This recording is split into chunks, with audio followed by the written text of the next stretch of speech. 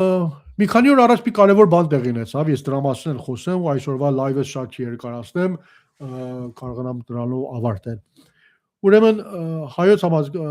Հայ ազգային կոնգրեսի կամ ՀԱԿ-ի ուրեմն մասնակցության մասին տեղեկություն էր, որը հայտարարվեց եւ հայտարարվեց, որ իրենք մասնակցելու են, ասենք Լևոն Զուրաբյանի գլխավորությամբ։ Իհարկե, մինչև սա նաև միասնության թևեր քաղաքական, այդպես ասած, նախաձեռնություններ էր հայտարարել Արման Թաթոյանի գլխավորությամբ, որ մասնակցելու են ինքնարինելու ուրեմն առանցքը հիմնականում եւ վարչապետության տեխնացու։ Բայց ՀԱԿ-ի պահվածքը մի տեսակ մի քիչ տարօրինակ էր։ Հիմա Արման Թաթոյանը հավանաբար չգիտեմ, այդքան նորաթուխ է այս բնակավարում, նոր է եկել փորձում մասնակցել քաղաքական աշխատանքների, բայց դե Հայ ազգային կոնգրեսը երկար անցյալ ունի Հայաստանի քաղաքական գործընթացներում, սկսած դեռ նախկին իշխանությունների ժամանակ, ասենք նոր անկախ Հայաստանում, կարծում եմ ամենահին կուսակցություններից մեկն է, այդ չասենք Դաշնակցությունը, որ 135-ամյա անցյալ ունի,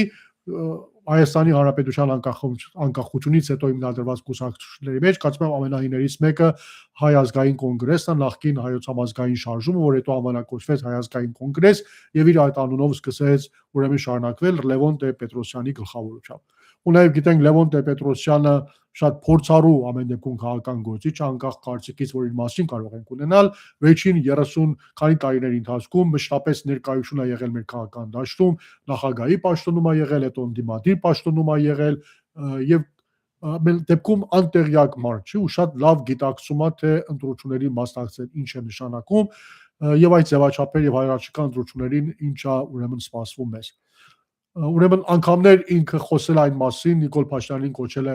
ազգակործան պատուհաս ու վերջին այս ասուլիսի ժամանակ էլ որ տեղի ունեցավ, շատ հստակ կերպով իրենք հայտարարեցին, որ Նիկոլ Փաշինյանը մեզ տանում է դեպի ադրբեջանականացում եւ չպետք է դա թույլ տալ, եւ իրենք հայտարարեցին ընտրություններին մասնակցելու եւ իրենց սեփական տեխնացուով Լևոն Զուրաբյանին ներկայացրեցին որպես վարչապետության տեխնացու։ Շատերի համար դրանից հետո քննարկումները սկսվեց, որ դե լավ բոլոր վերջին ընտրությունների արդյունքները ցույց են տվել, որ ՀԱԿ-ը ընդհանրապես մեր հասարակության մեջ ունի լավագույն դեպքում 1-ից 2% ցայն, դրանից ավել չի եղել ոչ մի անգամ ընտրությունների ժամանակ եւ չի կարողացել որևէ ընտրության ժամանակ շեմը անցկացնել, վերջին առնվազն 7 տարիների փորձը դա է ցույց տալիս։ Նաև բոլոր սոցիալությունների դեպքում ու միջոցով էլ որ կատարված են ինչի տարբերում, ընդհանրապես նրանք 1-1.5% ունեն, հետաբար պատկերացնել, որ ընտրությունների կմասնակցեն, անկախ կմասնակցեն եւ շեմը կանցնեն եւ հələ դեռ չհաշված որ շեմը կարողանան իշխանություն ձևավորել եւ Նիկոլին հեռացնել, կարծում եմ բոլորս էլ գիտենք, որ դրա շանսը հիմնականում 0 է։ Հարց է ծագում, բայց ամենը գիտակցելով ինչու այդպես առաջ ընկան եւ փորձեցին այդքան շուտ նման հայտարարություն անել, քանի որ դրանից հետո բնականաբար արդեն սլաքներ ուղղվեցին իրենց կողմը, որ դուք ձայներ եք փոշիացնում, եւ նման ձևաչափով մասնակցությունը ձեզ ոչինչ չի տալու, որտեղ ինքներդ գիտեք, որ ցան չեք շահելու, ազգային ժողով մտնելու շեմը չեք անցնելու, ձայն եք փոշիացնելու, փոշիացած ձայներն դե բոլորս գիտենք, բոլորը գնում են հիմնականում ծառայում են Նիկոլ Փաշինյանին կամ հաղթող ուժին, ոչ ասենք Նիկոլ Փաշինյան, եւ նրա համար են մանդատ դառնում։ Արդյոք Լևոն Տեր-Պետրոսյանը չէր գիտակցում, որ իր արած ձայների փոշիացմանը վերագրվելու կամ նման քննադատությունների արժանանալու։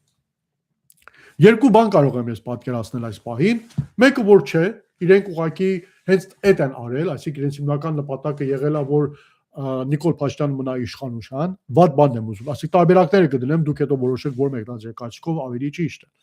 Մեկ տարբերակ հետևյալն է, ամենավատը, որ նրանք գիտեն, որ ձայներ են փոշիացնելու եւ գիտակցված են դա անում, ամեն դեպքում այս պահի դրությամբ նրանք եկել են այն եզրակացության, որ հաջորդ ընտրությունների ֆավորիտը լինելու է Սամվել Կարապետյանի Մերձևովը կամ Ռոբերտ Քոչարյանի դաշինքը, որ ստեղծելու է, դա իրենց դուր չի գալի ու եթե պետք է ընտրություն կատարեն Նիկոլ Փաշինյանի եւ այդ քաղաքական ուժերի մեջ, դե իրենք գրադասեն Նիկոլը դեռ մնա իշխանության, ազգակործան պատուհաս լինելով հանդերձ, այդ ամեն ինչով հանդերձ եւ ամեն դեպքում իրենք առանձին են մասնակցում, ձայներ են փոշիացնում եւ դրանով օգնում են Նիկոլ Փաշինյանին։ Ես անկեղծ ասած չեմ ուզում այս տարբերակով գնալ, այս տարբերակը ինձ ընդհանրապես դուր չի գալի, չեմ ուզում հավատալ, որ նրանք անկեղծ չեն եղել իրենց վերջի շրջանի հայտարարություններով։ Հետաբար ես այս տարբերակը միանշանակ դնում եմ դուրս, ուզում եմ փորձեմ հասկանալ, որ լավ, եթե պիտի Նիկոլ Փաշինյանին հեռացնենք եւ դրա միակ շանսը ընտրություններն է եւ ձայների փոշիացման վտանգ կա եւ պետք է հիմնականում բլոկներով մասնակցել ընտրությունների, ինչի էր ձգտում ՀԱԿ-ի այդ քայլը եւ շտապողականությունը։ Եթե տված լինեք քաղաքական դաշտին, նկատած կլինեք, որ վերջի շրջանում թիկունքում, կուլիսներում շատ, այդպես ասած, թունդ գործունեություն կան դիմադիր ուժերի մեջ եւ բոլորը փորձում են իրար հետ խորհրդակցությունների մեջ մտնել, դաշինքներ ձևավորել, առաջարկներ է կատարվում միմյանց, ինչպես դաշինք կազմել, ում առանցքի շուրջ լինել։ Բայց դե գիտեք, ցանկացած դաշինք ամեն դեպքում վերջին հաշվով մեկ քաղաքական ուժի շուրջ է ձևավորվում եւ վերջին հաշվով այդտեղ մեկ անձավոր պետք է ներկայացվի որպես վարչապետչան տեխնացու, մյուս քաղաքական ուժերն էլ պետք է կան, այդպես ասած, համախմբվեն դրա շուրջ։ Եվ ով կկարողանա ավելի շուտ Երևան գալ, հանդես գալ, իսկ ասում եմ, իրեն ավելի շուտ ներկայացնել քաղաքական դաշտում, բնականաբար ավելի մեծ շանսեր ունի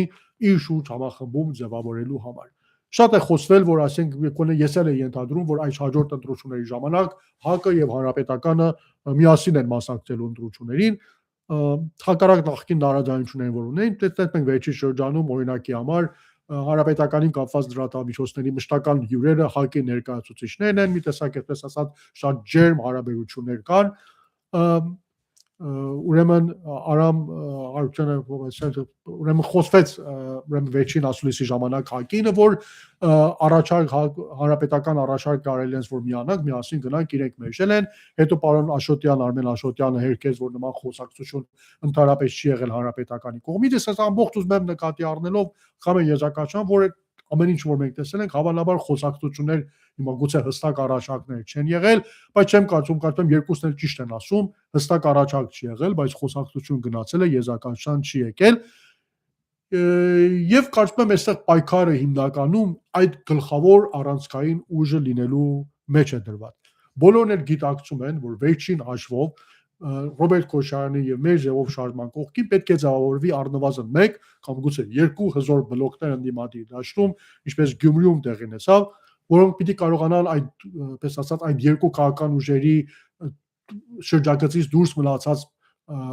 քվեները, ձայները նույնպես բերեն ընտրությունների համախմբեն, որպեսզի վերջում օգնեն Նիկոլի հեռացմանը։ Այդ երրորդ եւ չորրորդ բլոկի ձևավորումը չափազանց կարեւոր է, բայց կարեւոր է նաեւ թե ով շուրջ դա պետք է ձևավորվի։ Բնականաբար ցանկացած քաղաքական ուժ կգերադասի, որ այդ ձևակերպումը լինի իր շուրջ, ինքը լինի կենտրոնականը եւ մյուսները բերեն այդ ռեսուրսները համատեղեն եւ իր գլխավորությամբ գնան ընտրությունների, քանի վերջին հաշվով, եթե ինքն է գլխավոր ուժը, հետագային եթե հնարավոր լինի Նիկոլին հեռացնել, ամեն դեպքում սակարկությունների